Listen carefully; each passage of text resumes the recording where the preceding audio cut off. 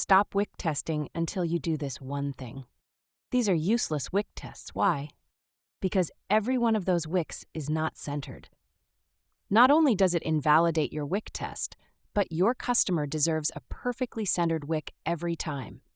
Use a wick centering tool. Don't eyeball it. Don't guess. Make sure your wicks are centered each and every time.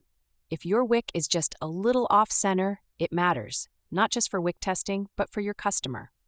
Your customer deserves a perfect burning candle 100% of the time. And don't stop with the wick centering tool.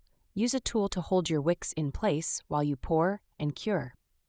Wicks can move during the pouring and curing process, so you want to make sure you get it right every time. Hi, I'm Kimberly Patterson, and I teach candle makers how to sublimate and engrave their candles, so they create more than candles.